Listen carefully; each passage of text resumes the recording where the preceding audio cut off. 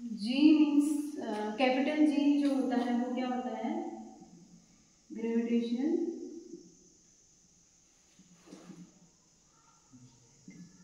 Constant है ना, और स्मॉल जी होता है ग्रेविटी ड्यू टू क्या, अर्थ। ठीक है, तो स्मॉल जी और कैपिटल जी में डिफरेंस है दोनों में। दोनों इसकी वैल्यू होती है 6.67 इंटू 10⁻⁻11 न्यूटन मीटर स्क्वायर पर केजी स्क्वायर, और इसकी वैल्यू होती है 9.8 मीटर पर सेकेंड स्क्वायर। तो ये कैपिटल जी और स्मॉल जी में आप क्या पढ़ोगे, रिलेशन। ठीक है, तो कैपिटल जी और स्मॉल जी में रिलेशन बिटवीन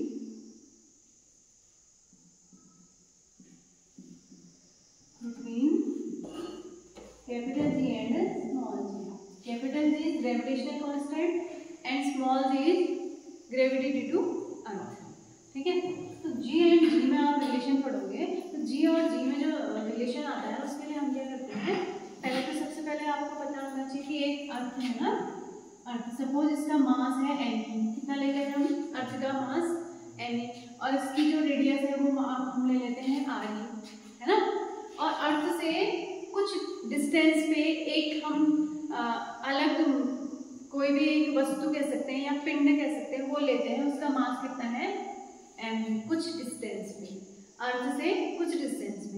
इसको आप सपोज करके मतलब माइंड पे समझो कि एक पार्टिकल क्या है, अर्थ है, और दूसरा कोई हमने एक मास ले लिया। ठीक है, अर्थ की जो मास है वो कितना है, m ही है, और अर्थ की रेडियस आ रही है, यानी कि आ रही डिस्टेंस पे दूसरा मास क्या है, कोई भी m। ठीक है, तो इसमें एक ग्रेविटेशनल फोर्स लगेगा, है ना, तो ग्रेविटेशनल फोर्स क्या होता है, F=G(m1m2/r²), यही तो होता है। तो ग्रेविटेशनल फोर्स दोनों में हम लेंगे तो ये कितना आ जाएगा, F=G(m1) आपका क्या है, अर्थ का मास है m, और m क्या है, दूसरा मास है, अपॉन उन दोनों के बीच की डिस्टेंस कितनी है, r²। ये आपका क्वेश्चन नंबर 1 है। अब आपको पता है वो जो कोई भी वस्तु है अर्थ से कुछ डिस्टेंस पे है, तो अर्थ उसको क्या करेगी, अपनी ओर अट्रैक्ट करेगी। ठीक है, अट्रैक्ट करेगी यानी कि उसमें एक ग्रेविटी होगी, है ना, ग्रेविटी ड्यू टू अर्थ होगी ना, तो एक ग्रेविटी होगी, तो उसमें जो फोर्स लगेगा, उस किसमें, जो वो वस्तु है ना, उसमें जो फोर्स लगेगा वो कितना लगेगा, F=m(g) because of gravity due to earth, g, इसके कारण इस पे फोर्स क्या लगेगा, m(g). अब दोनों इक्वेशंस को देखो, हम देखते हैं इसके जो लेफ्ट हैंड साइड है वो सेम है, तो आप इन दोनों को इक्वल कर सकते हो। इक्वल करेंगे तो ये आ जाएगा mg फ्रॉम इक्वेशन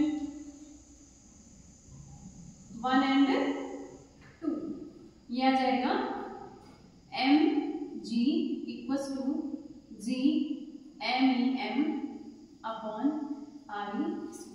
ये m से m कैंसिल हो गया। ठीक है, तो आपका g = कितना आ गया, g = आ गया G(m)(e) अपॉन r²। ये है relation between capital G and small g। इसको हम ऐसे भी लिख सकते हैं, और capital G = G r² upon m, ऐसे भी लिख सकते हैं, है कि नहीं। स्मॉल जी के फॉर्म में हो गया, ये कैपिटल जी के फॉर्म में। ठीक है, तो ये रिलेशन है आपका G एंड G। आ गया, क्लियर हुआ ना।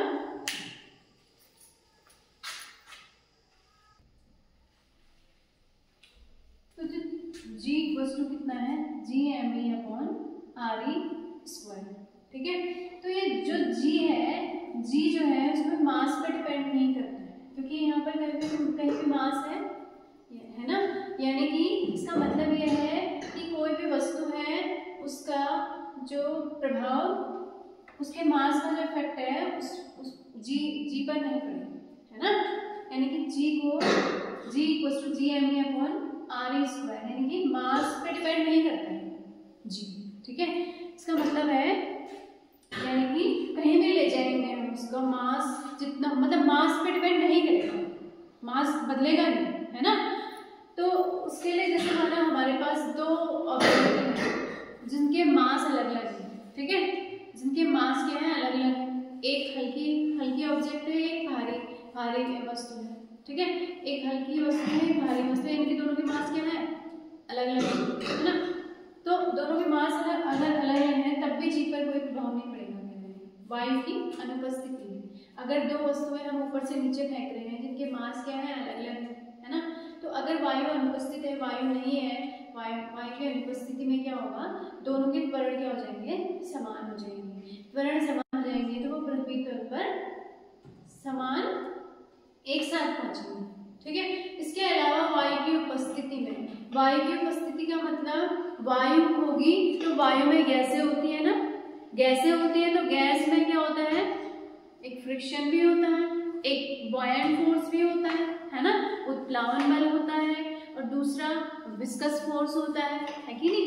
अगर वायु है तो वस्तुएं, दो वस्तुएं हैं वो ऊपर से नीचे फेंक रहे हैं तो भारी वाली वस्तु पहले नीचे पहुंचेगी, उन दोनों के त्वरण क्या हो जाएंगे अलग अलग हो जाएंगे, तो भारी वाली वस्तु पहले पहुंचेगी। क्लियर।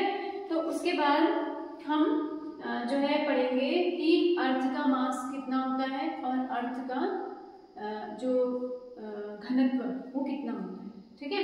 तो इस अर्थ का घनत्व निकालने के लिए हम क्या करेंगे, देखो अर्थ का मास निकालते हैं पहले। ये जो फॉर्मूला है ना, इस फॉर्मूले को हम ऐसे लिखते हैं, मास ऑफ अर्थ।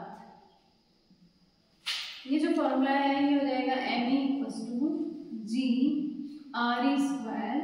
अपॉन कितना, कैपिटल G नीचे आ जाएगा, ठीक है। इस फॉर्मूले से आप अर्थ का मास निकालो।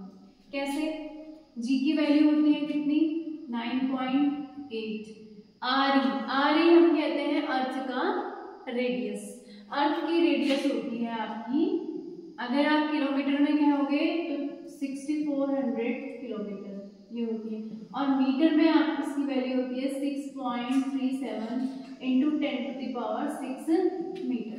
तो यहाँ पे हम इसकी वो रख देंगे रेडियस, इसका स्क्वायर हो जाएगा अपॉन कितना, जी की वैल्यू कितनी होती है 6.67 × 10⁻11, ठीक है। इन सब को कैलकुलेट कर लेते हैं तो आपका जो अर्थ का मास आता है वो कितना आता है, 6.6 × 10⁻24 kg, इतना ही आया ना।